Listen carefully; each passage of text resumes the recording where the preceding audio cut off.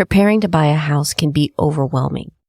Today, we're going to discuss how to financially prepare for home ownership and how to effectively build up your credit. Welcome to Simplify and Enjoy, the podcast and community focused on helping families have less stress and more options through minimalism and financial independence. I'm your host, Elle Martinez. This podcast is sponsored by Coastal Credit Union. Coastal's mission is to help you live a better life by offering you a better way to bank. Find out how at bankbetter.org. Buying a house is a huge personal and financial milestone for many families, but it can also be a stressful and complicated process. For most people, it's the biggest purchase they make. One part of that stress is finding and buying a house that's affordable. You want to be financially prepared. If you go online, there's plenty of advice on buying a house, and not all of it is good. Have you heard the expression, buy as much house as you can afford? Sounds kind of okay on paper, but the reality is, if someone's telling you that, you're probably being pushed with your house budget in a direction that could be a huge problem once you sign those papers. Or how about the suggestion of building your credit by getting a credit card? This bad advice can really negatively affect you financially, which can lead to a lot of stress down the line. I don't want you to fall into a trap where your finances are so tight that the house you buy makes you miserable. Today, we're going to go over some key areas of where you need to pay attention so you can prepare your finances. That way, when you buy a house, it's a blessing and not a burden, which is why I'm happy to have Steve Stewart on the show today. Steve was the host of Money Plan SOS, which was focused on helping people live debt-free lives. Steve's going to come on and talk about some alternatives to building your credit without accumulating debt. In this episode, we're also going to get into preparing your finances so that you can comfortably buy a home, and then the role credit scores play and how to raise it effectively and responsibly. We have a lot to cover, so let's get started. Buying a house is a big deal. That's why it's essential that you make sure that your finances are in order before you go house hunting. One of the most foundational, crucial steps is making sure you have a sustainable budget. We just had a 2-part series at the beginning of this month where we had Warren Murray on to talk about the nuts and bolts of making a budget, but we also discussed with Allison Baggerly the power of a great budget that can help you open up more options. So if you haven't already, please listen to those episodes. With your budget, there are a few things you want to focus in on. You're going to be looking at tackling some essential goals, whether or not you're buying a house.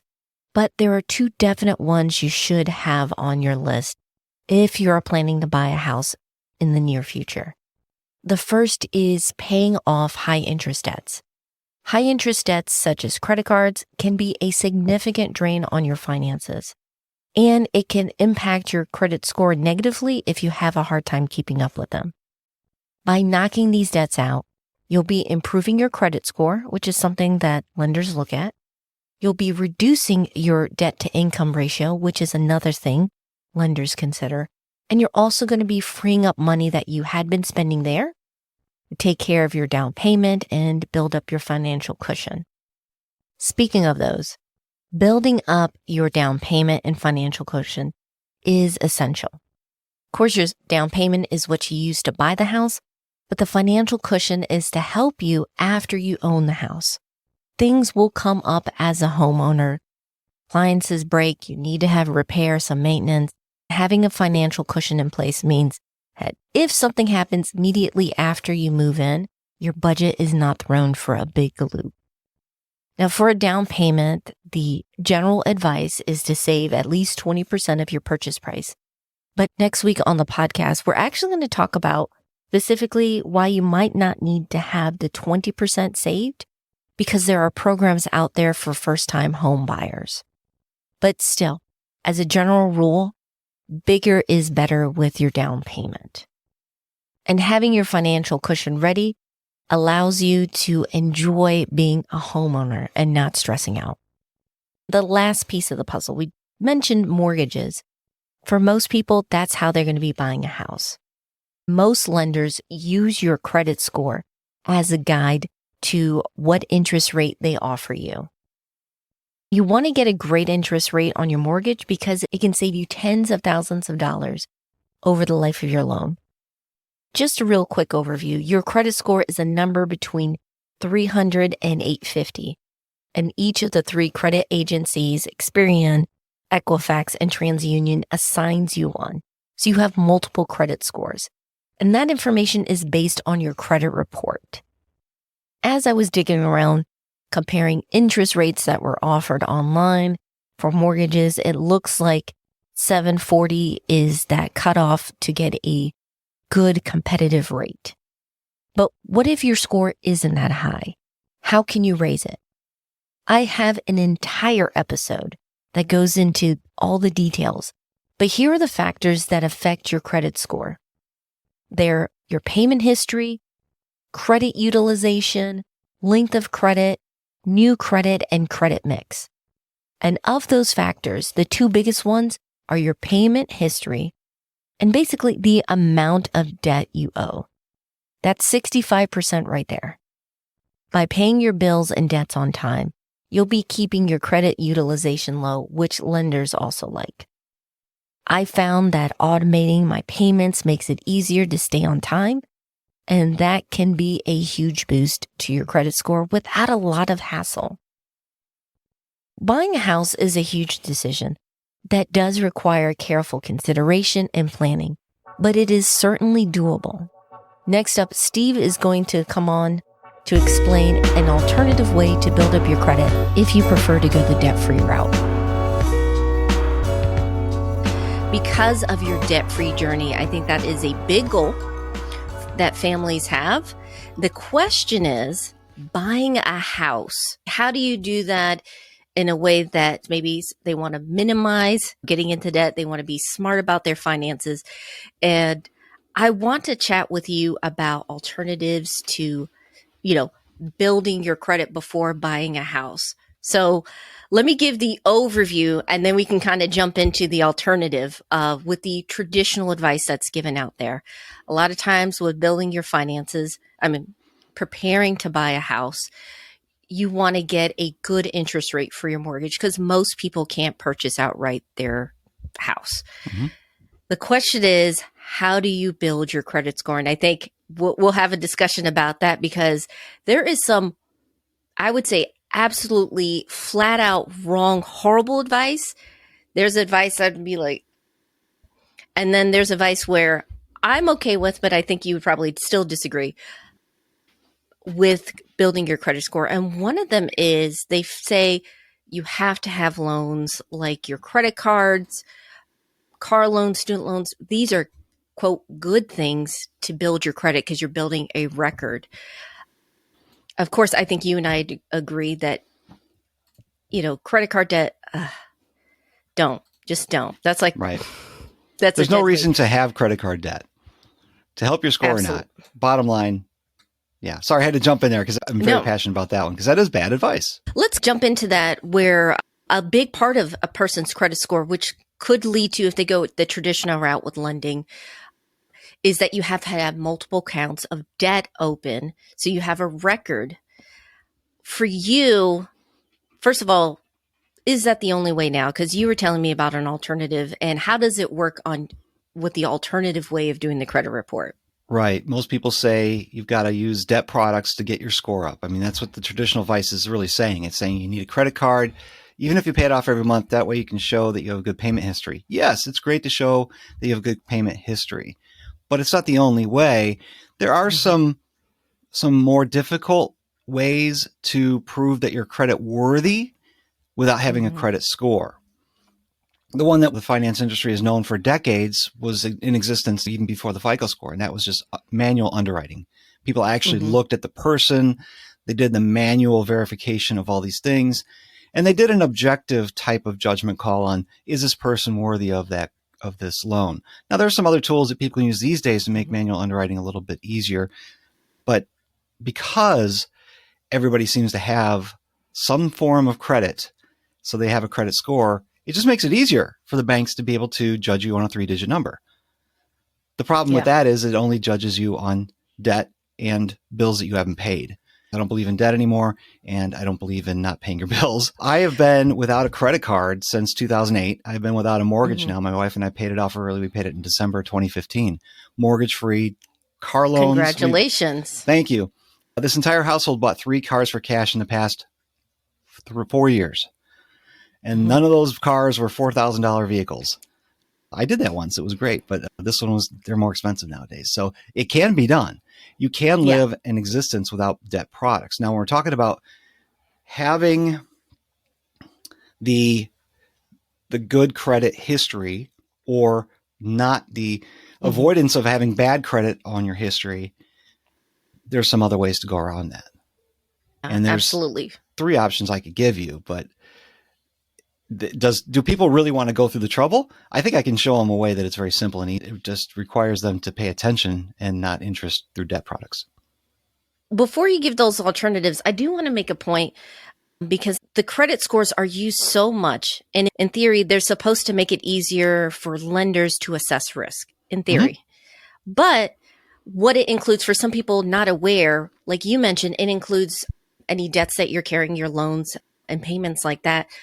What it does not include are any investments you have, any savings that you have set aside, even including the down payment for a mortgage. So it really does not even come close to giving you a clear financial snapshot. I think that's part of where I agree with the credit score is it doesn't give an accurate picture for lenders to see if you're credit worthy or not. So I want to talk to you about those alternatives. If someone is saying, you know what, I don't want to play that game. So if they're willing and they're preparing now to buy a house in the next year or two, how can they set that up to build that? Right. I've always been a person to say the way to a good credit score is to pay your bills and debts on time. And guess what? If you don't have debts, paying your bills on time will get you a good score as well. The components of a FICO score, if we can just go back to what you were kind of mentioning earlier, the components are this: 35% of a FICO score, which is the credit score that all these big houses are using, TransUnion, Experian, Equifax, they're all using FICO components to measure a credit score, 3-digit number. 35% is your payment history, meaning do you pay your bills on time? 30% is your credit utilization, saying, okay, how much available credit do you have? Are you using it all? That's not good. Are you using a little bit of it? Okay, that's all right. But is there some kind of sweet spot in the middle? I've heard 25, 30%, but I don't care about that. I'm not borrowing debt. Length of credit. So how long have you had these accounts on your record?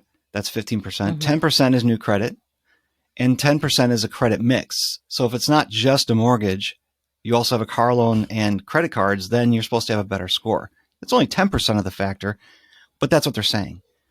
Now, I actually get the benefit of about 50% of that measurement with no debt, with no credit products, no debt products, I should say, because I've got no credit cards. I got no car loans. I've got no student loans, no medical bills outstanding. I have my regular bills. I used to not have a credit score at all. And that was the deal. I wanted to have the perfect credit score. Because you think about it, everybody's trying to get the perfect credit score. They think it's like 850 or something like that. And it can be, but the needle's always moving and it's hard to stay there. Yeah. Because of that mix of new credit, old credit, mix of credit, payment history, blah, blah, blah. But the perfect credit score in my mind is 0.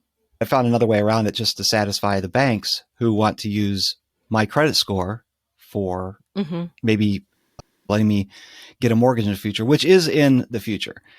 We are probably going to get a mortgage in the future. We're not going to have enough money to pay for the place that we're looking at buying in the future, but we're working towards not having it, or at least having a smaller one. So this is really relevant to me as well as anybody who's listening. So there's 3 ways I found to improve a credit score without debt products. And it all bases it on you, the listener, reporting your utility bills, your internet, your cell phone, your city utilities, if you can, those types of things to the bureaus. Now, a lot of people have seen these commercials and they've gotten really ridiculous lately and funny for something called Experian Boost. Experian is one of those big companies that does the reporting, and it's free. It's actually very easy. All you have to do is go in, sign up for an account, a free account. Do not buy the monitoring. Do not buy anything. You can do this all for free. You don't need all the other stuff. And you can then attach your bank account to Experian. If that worries you, trust me, it happens all the time. We're all connecting our accounts to everything, but you connect your Experian account and then it sees your internet bill. It sees your cable bill. Those two are kind of interchangeable these days, aren't they? Yes. It sees your natural gas. It sees your electric bill. It sees the utility type bills, and that becomes a reportable thing to their service. So now they can report those as not debts, but payments that you're making. It helps with that payment history. Yeah. Now that is free. It's easy, but it only helps Experian. What if somebody wants to use a TransUnion? Because you and I, Elle, we have never used our credit score. Every listener in this joint has not used their credit score. They might have talked about it, which is about as useful as my mom telling me about her friend's son's baseball game. You know, it's information, it's chit chat. It's not going to help anybody. But the banks will. The banks are judging us on these credit scores.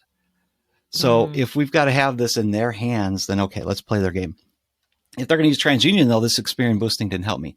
There's another one. There's a service called StellarFi, StellarFi.com, and they will report those same type of things, those utilities, to the credit bureaus for you. So you're using that third-party type of service, $5 a month.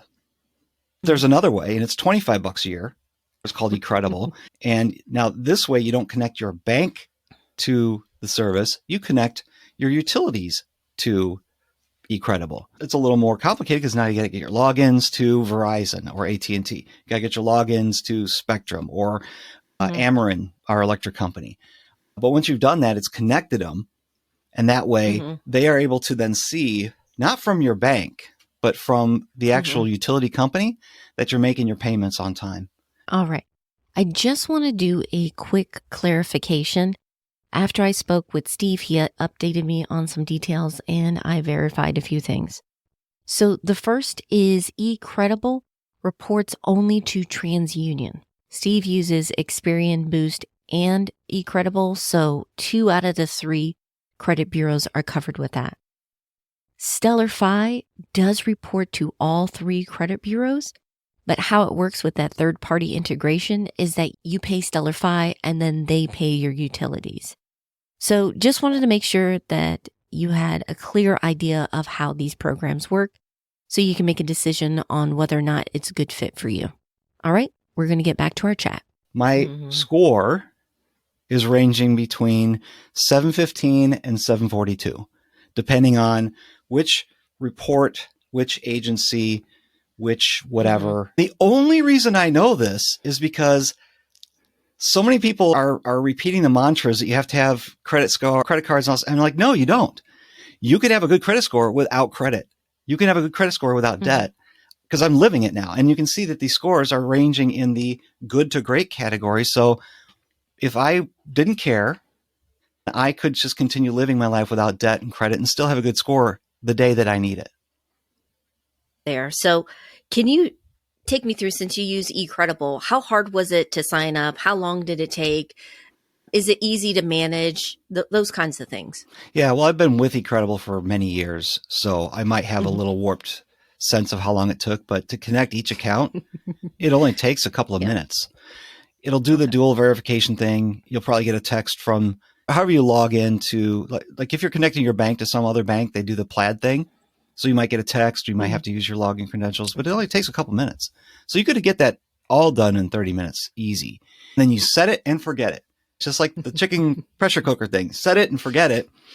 Check in on it maybe once every while, but you're going to simplify and enjoy your life. Get that? Simplify and enjoy your life a little bit more because you're not worried about your credit score. You don't have any debts. You don't have any credits. You can focus on your finances and let the engines just run in the background. Check in on every once in a while. And when you are thinking about getting a mortgage, okay, now you need to look at it more frequently.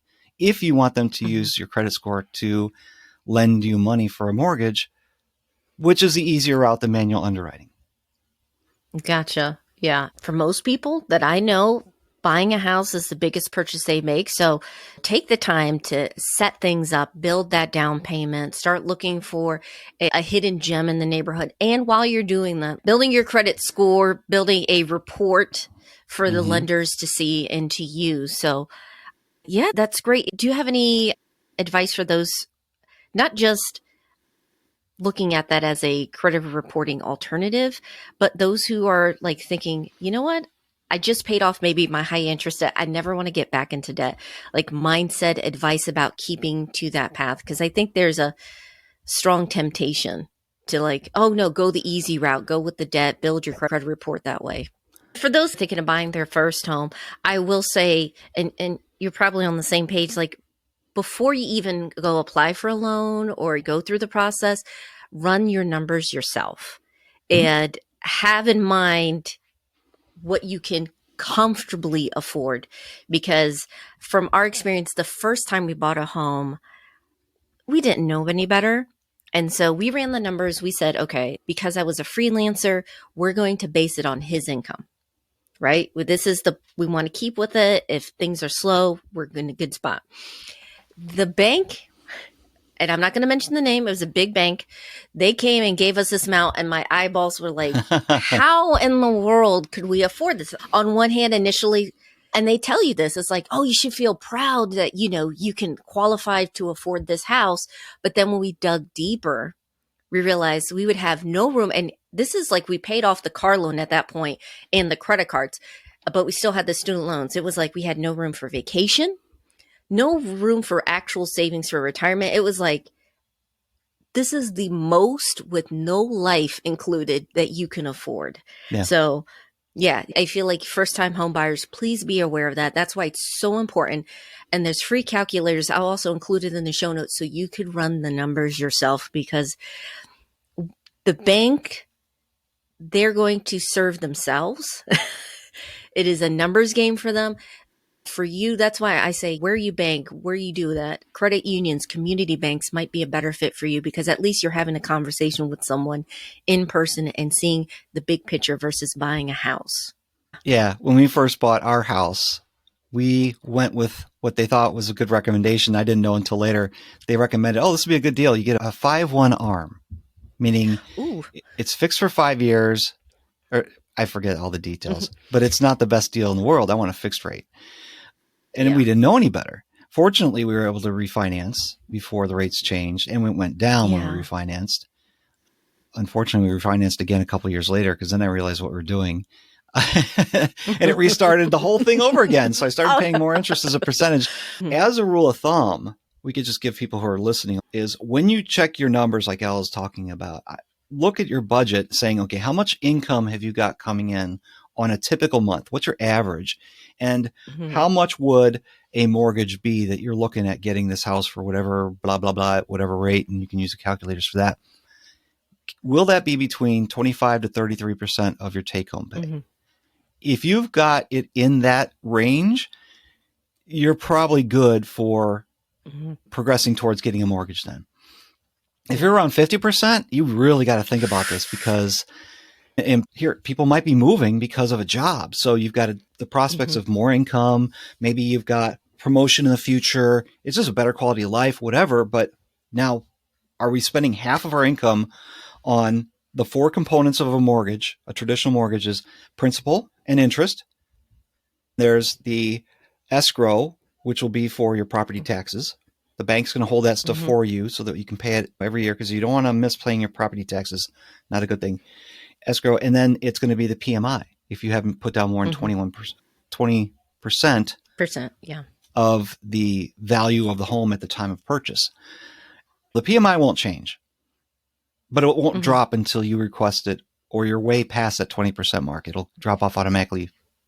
Around 25% is what I'm hearing these days. But the escrow could go up on you, and that's something that you didn't calculate into that percentage of your take-home pay. It's going to go up in almost every case. Escrow has increased over the years because insurance prices go up, taxes go up, and that's what escrow is involving.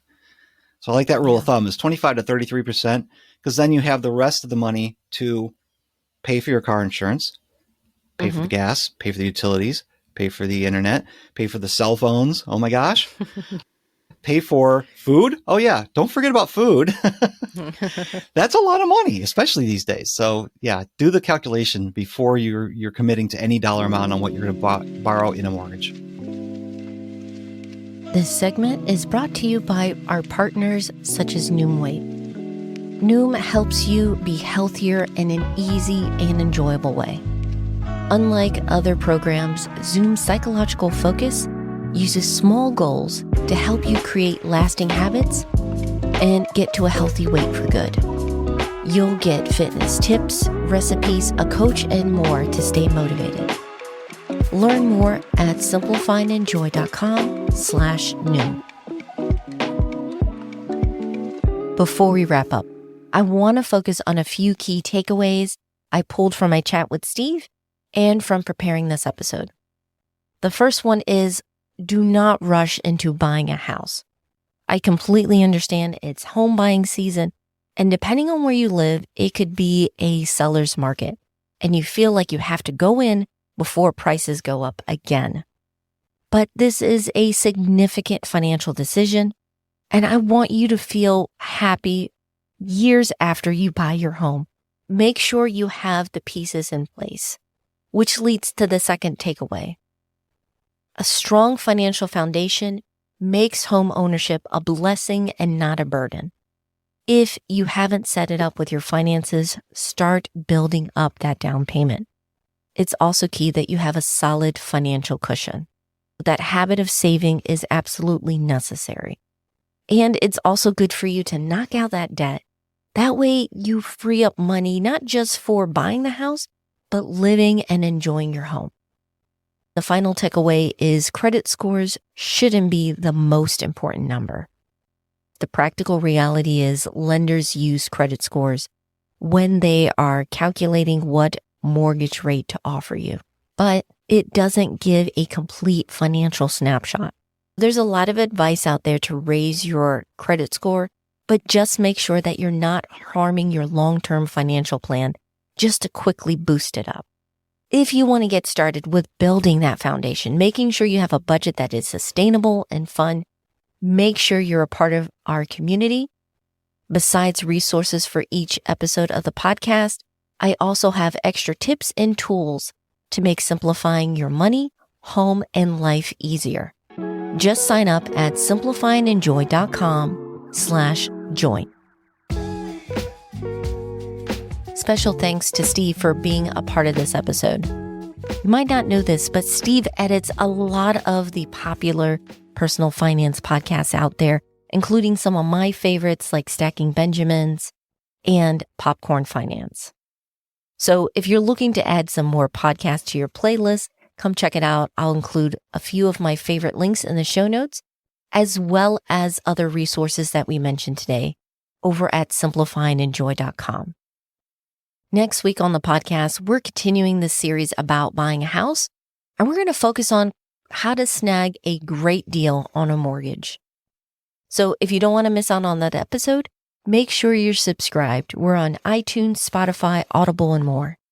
Our theme was by Staircases, with additional music from various artists over at Audio. Finally, and most importantly, thank you so much for your support. I appreciate you not only listening, but also sending in questions and ideas for the podcast, and sharing your favorite episodes with your friends. I hope you have a wonderful week. Take care.